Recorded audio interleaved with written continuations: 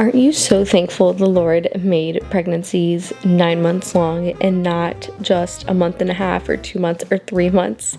I think about this all the time when I'm pregnant. I'm like, Lord, you are so gracious and so merciful to give us an entire 9 months to mentally prepare, to spiritually prepare, to get all of our ducks in a row before welcoming a baby into the world. And I thought today's video would be so fitting to share things that I do in that pregnancy to prepare for life after welcoming another baby. So whether you're about to have your first, your second, third, fourth, fifth, whatever that may be, I pray this video blesses you. I think there is so much fruit and so much wisdom in those 9 months that we can spend doing that will really help us postpartum, that will really help us with the baby. And so let's just jump right in. Now, I will say I do feel like this video will be more geared towards women who already have children, because a lot of what I do, as I've noticed, the more children I have, a lot of my preparing and planning really has nothing to do with the actual baby. It has a lot more so to do with managing my home and training my children and dealing with my spiritual side and sins that the Lord is revealing to me that I need to be working on before having this baby. So in today's video, I am just getting all my ducks in a row for my home. It was a Sunday. I put a little hair oil in. I was listening to the Bible being read to me, and I was just getting things done. And I have found that I try to devote at least one day a week. It doesn't have to be an entire day, but I've noticed that just spending one day a week, whether it's for an hour, 2 hours, 3 hours, every single week from the moment I find out I'm pregnant until the baby comes, doing something that is actively going to benefit me or the baby or my household. And so I'll say the first thing that I always recommend women doing is decluttering your home. This is I feel like people completely underestimate how much decluttering makes a difference in a home, and a lot of the overwhelm that comes from motherhood is not really even from the children. It is more so from the things and the stuff and the excessiveness of things.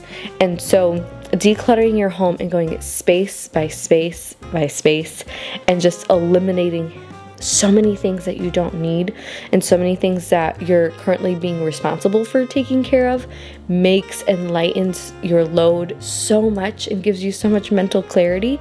So I had already done a declutter back in, I want to say maybe February, and I am certainly due for another one. I'll probably do one again now that will serve as my spring clean, and then I'll probably do another one a month before the baby comes to just kind of top things off. But this is one of my favorite things to do, because in today's video what I'm doing is cleaning up my home and putting things back in order and into place. But it becomes way easier to manage a home when everything has a home and everything has a place and everything that you currently have goes somewhere. When you're constantly trying to find a home for an item or trying to see the best way to organize something or what have you, that just takes so much time. And when you have a baby with you, a fresh new baby that you just want to snuggle and take care of and just sit with, doing any of that should not really be on your list for several months after the baby is born. The next thing is there anything that you can do with your children right now ahead of time in preparation for the baby? So just some examples. Are there any milestone things coming up that would be easier to have dealt with before having a newborn? So do you have a toddler that needs to be potty trained? Do you have a toddler that needs to be transitioned into a big bed? Do you have a child who needs to learn how to read?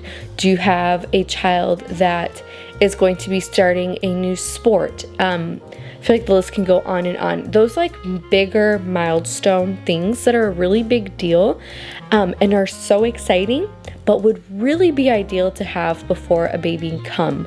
So for example, as this baby and my current baby, they are 16 or 17 months apart. It depends on when the baby actually ends up coming.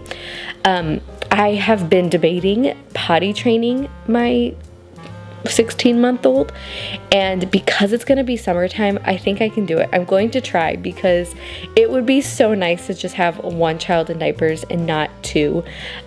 We've had two in diapers in the past, and it can be rather difficult, so I'm trying to get ahead of it and trying to see if I could possibly potty train him before. And he's a boy, and it's going to be summertime, so I really don't think it will be that difficult. But again, I don't know. I've never tried with this child. So I'm going to try for a week and see, and if it doesn't go well, then I will just wait until after this baby is born. But that's just like something that's been on my mind. That's like on my radar.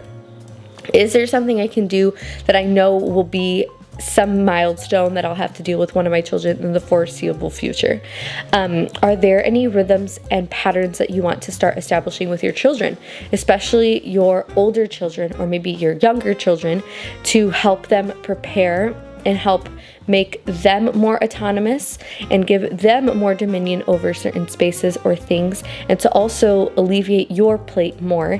I talk quite a lot about chores, and every time I do, people always ask me to make a video, so I can certainly do that. Comment that down below if that's something that you're interested in. But one of the things that I did once I'm thinking back, so when I had 2 under 2, I wasn't too worried about that, because my first was going to be 16 months when my second came. So I was very limited in like the rhythms that I could do. She would help me with laundry, and she would get herself dressed, and there were like these small things. Now, where I really saw me implementing this was when we welcomed our third, and we had 3 in 3 years.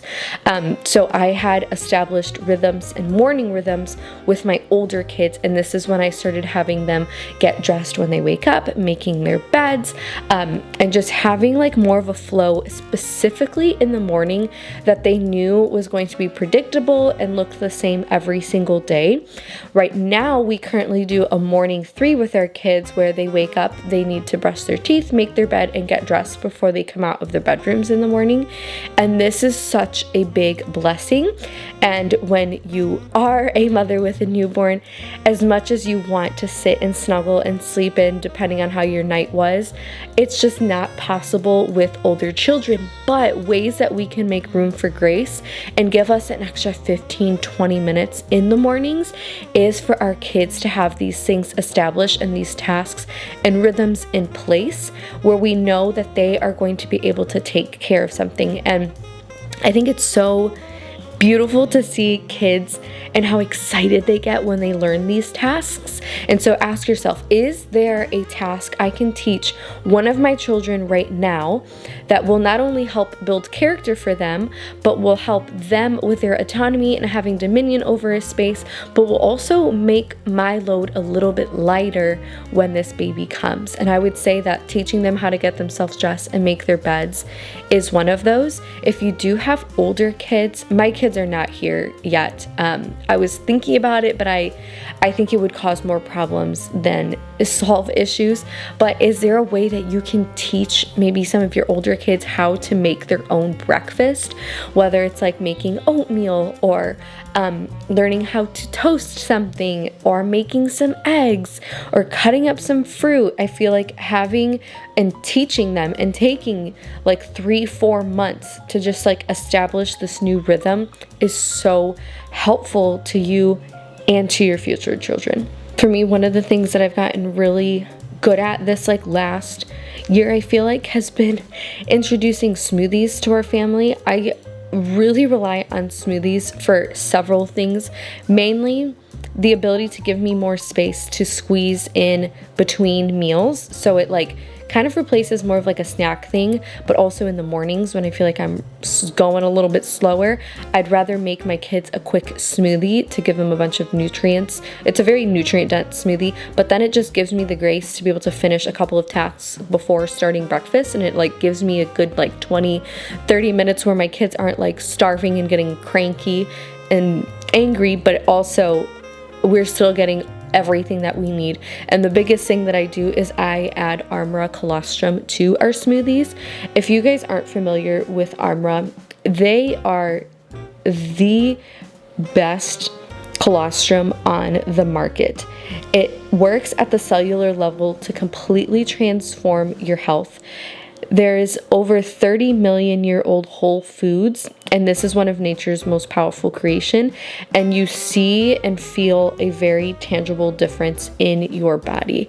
I've had a lot of joint pain this pregnancy and swelling, and when I'm consistent with using Armra in our smoothies, I really, really love it.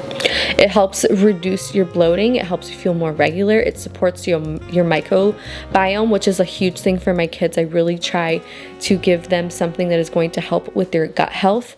You have fewer sugar cravings. I'm going to have a link down below if you would like to try Armra. One of their newest flavors that they just came out with is apricot. I always had gotten, and I've gone through probably 8+ of their Armra jars throughout the last 2 years, but they just came out with a new flavor. It's an apricot flavor. It is so delicious. I've always done the unflavored before, but this just it tastes so good. So I've started incorporating this in. I'll have a link and a code down below if you guys want to try Armra. And thank you to them for sponsoring this portion of today's video. But ask yourself ways that you can make your routine, and little things like having a new smoothie routine, or having a little Bible routine at this point, or a little quiet time routine. Big on routines that are the same every single day, so your children know what to expect and you know what to expect your day to look like with having a newborn. My next thing is to make a running list of things that are hanging up over your head that you would ideally love to have done before this baby comes, and keep that open on your phone. So I made this list when I was in my first trimester, and this really helped me stay sane, because if you knew or have followed along since the beginning of this pregnancy, I had a really, really, really, really, really hard first trimester, a lot of vomiting, a lot of nausea, and I was bedridden for a majority of it. And so one of the ways that I felt like I was able to keep sane was just sitting and taking note of things that I desire to do before the baby comes. And this has been so helpful, because I will go and reference this note when I go to do my once a week thing. I sent it to my husband so he's aware of certain things, just so he knows what's mentally on my mind.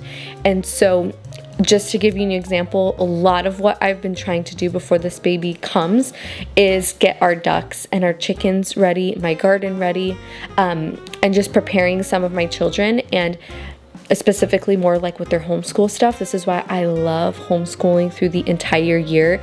It gives us so much grace, and just moves us. It keeps us in this steady flow that I really appreciate, and has been such a blessing in the years of having so many littles and being pregnant and nursing and newborn stage so close together.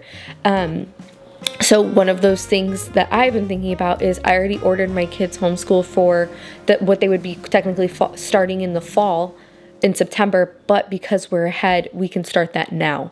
So I've already ordered that, and it's coming. And so we'll get to start the new school year now in April, which is so exciting. And my kids really enjoy that. And then another thing has been, and a lot of these things I've actually already done, but a major one was decluttering. One of the other things too, is there anything that you're going to be needing to do during the newborn stage that you can get ahead of and do now? So for example, my baby is going to be coming at the end of the summer, and Michigan tends to get cooler, so quicker. So one of the things I'm going to try my best to do is shop for all of my kids' fall clothes before the baby comes. Shopping for my kids and getting their wardrobes established, and I thrift 99% of their stuff. It takes time. It takes me going to the thrift store for each child multiple times, different locations. It is time consuming, and rather exhausting for me to do. And doing it with 4 kids, I already know, and it already feels really exhaustive. It feels like quite a task when I get it done. So I know that having a 5th and a newborn, is not going to make it any easier. So one of the things that I have towards the end of my list that I really want to try to get done in those last few weeks of pregnancy is getting those wardrobes bought and gone through, just so like random days that we have where it's a little bit cooler, my kids aren't just like in t-shirts and shorts, and I have something that they can just wear, even if it's like half of their fall wardrobe or winter wardrobe that I get. I'm just trying to stay ahead of it. So think to yourself, is there the time of year that this baby is going to be coming? Is there anything that I can do that will just be something that I can get ahead of, like those first 3 months of having a baby? Is it going to be a transition of seasons? Is it going to be Christmas? Is that going to be a thing? Because that maybe is something that you can get all your Christmas done shopping before this baby comes. Or if it's going to be Thanksgiving, and maybe you can already, if you're going to be hosting, maybe you can already go and get all of the silverware for it. Or maybe you can already prepare and plan how you want to set the table and do a sample of it now being pregnant, and take a picture of it and save it and like send it to your husband and have him help you when the time comes to do it. Like, try to think of as many things as possible to get ahead of, and try to do it.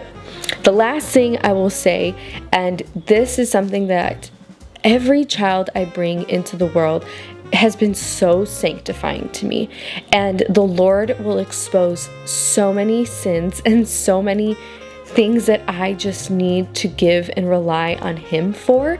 And so how can you prepare your heart right now?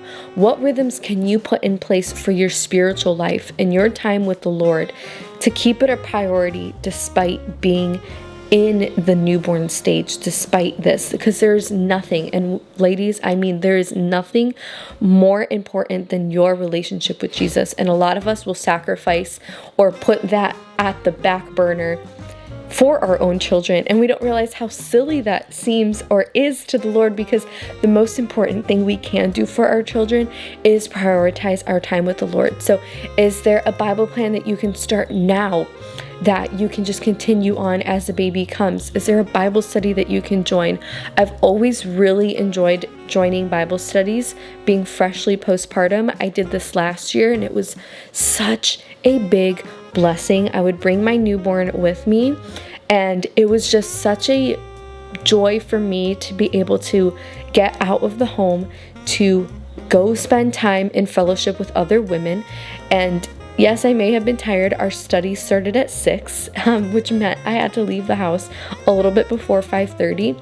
But when you are in the thick of the newborn bubble, as beautiful as it is, having a rhythm and a cadence to look forward to and something to do with other women is just so beneficial. So there's just so many ways that God has given us grace as we expand our families, as we welcome more children and more blessings, and relying on Him and asking Him for wisdom and being diligent about how we're spending our 9 months is going to bring so much fruit into your life, into your children's lives, and really honing in on skills. This would be my last one, but really hone in on skills in your home.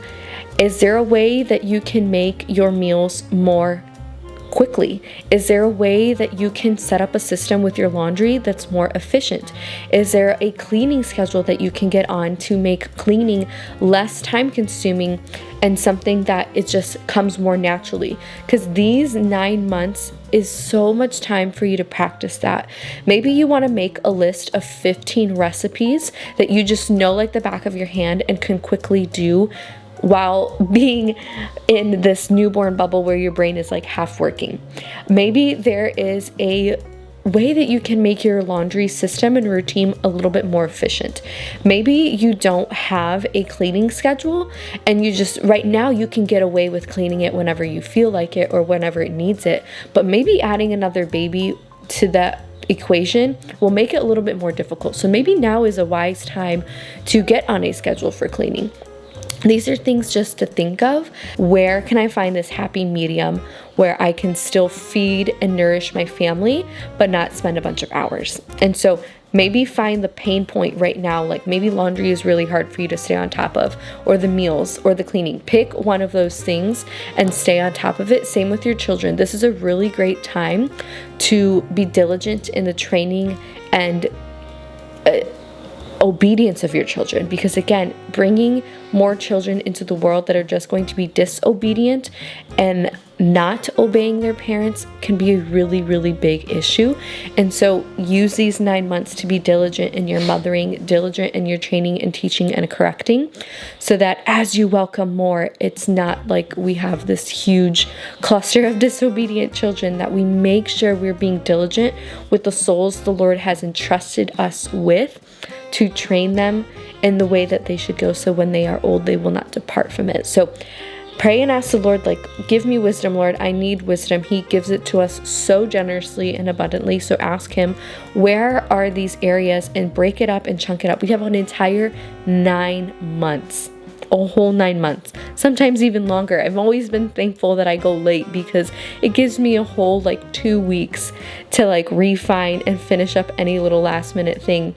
So yes, it may be a little bit frustrating. I may walk really slow, but I feel like I'm able to get all those extra things done. So let me know what you do down below as you're preparing to expand your family, what you do in that in-between stage of welcoming another baby. I pray this blesses you, and I will see you in my next video. Bye.